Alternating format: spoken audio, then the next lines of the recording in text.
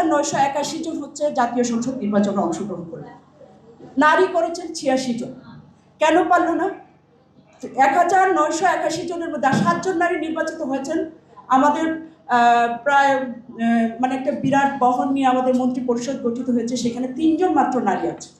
তো এই দুরবস্থা কেন? আমাদের নারীদের ভোটার কত? 51% হচ্ছে আমাদের নারীদের ভোটার, বা তারও অধিক নারীদের সংখ্যা। তো নারীদের মনে, আপনাদের মনে কি এই প্রশ্নটা জাগে না যে এই যে একটা জাতীয় সংসদ নির্বাচন হইল, সেই নির্বাচনে মাত্র 86 জন প্রতিদ্বন্দ্বিতা করলো? কেন করলো? এই রাজনীতি যদি আমি পরিবর্তন না করতে পারি, এই সংসদ যদি আমি পরিবর্তন না করতে পারি, নারীর অবস্থা কোনো পরিবর্তন হবে না। 7 জন কেন নির্বাচিত হয় সেখানে? এবং সেই কেনটা তো প্রশ্নটা করতে হবে। কেন না প্রশ্ন করলে এই অবস্থার উত্তরণ ঘটানো যাবে না। আপনারা দেখেন আজকে যে টাকার খেলা হয়েছে, আমি যে নিজে নির্বাচন করেছি নেত্রকোনা 4 আসন থেকে, অন্য দলগুলো টাকা দিয়ে ভোট কিনেছে, এবং যে সন্ত্রাসী মাস্তানি প্রশাসনিক কারসাজি, এটার সাথে নারীরা পারে না। আমি বড় দলগুলোর কিছু নেতৃবৃন্দের সাথে কথা হয়েছে, এবং কাউকে কাউকে তো দেখেছি দল থেকে বেরিয়ে গিয়ে তাদের হচ্ছে নির্বাচন করতে হয়েছে, কারণ সেখানে নারীদেরকে একটা ভয়ঙ্কর জায়গা থেকে, একটা পুরুষতান্ত্রিক দৃষ্টিভঙ্গির জায়গা থেকে দেখা হয়। এমনকি বামপন্থী দলগুলো যে খুব বেশি এই জায়গায় উন্নতি করেছে বা পরিবর্তন ঘটাতে পেরেছে সেরকম না। তাহলে আজকে এই প্রশ্নগুলো তো আমার থাকতে হবে, আমাদের মধ্যে থাকতে হবে। এই পরিবর্তনের জন্য এই জায়গাটা খুবই গুরুত্বপূর্ণ যে মাত্র কেন 7 জন নারী নির্বাচিত হল।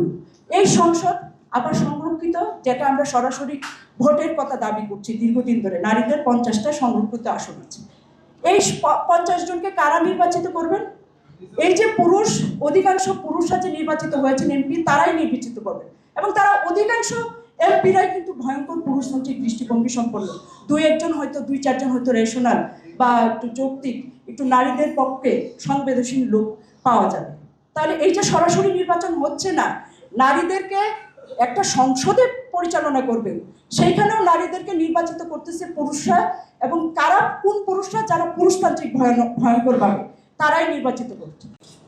ঐতিহাসিকভাবে যদি আমরা দেখতে পাই, নারীর হাতে একসময় ইতিহাসের প্রথম চাবিকাঠি সমাজের, রাষ্ট্র তখন ছিল না, গোষ্ঠীভিত্তিক পরিবারতন্ত্র। তখন সেই আদিম সাম্যবাদী যে যুগ, সেই যুগে নারীর হাতে সব ছিল।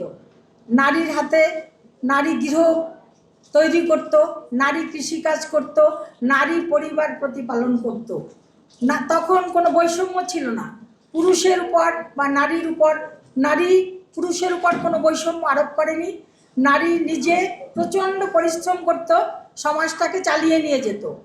কিন্তু যখনই একটা পর্যায়ে ব্যক্তিগত সম্পদের উদ্ভব দেখা দিল ঐতিহাসিকভাবে, তখনই এই ব্যক্তি সম্পদ পুরুষের হাতে যখন চলে গেল, তখন নারী পুরুষের পরাধীন হয়ে গেল। আর সেই থেকেই শুরু হলো নারী শোষণ, লিঙ্গ বৈষম্য, লিঙ্গ অসমতা, এবং সেই থেকে আজকে 100 বছর বা কিংবা তারও বেশি সময় ধরে নারীদের লড়াই চলছে।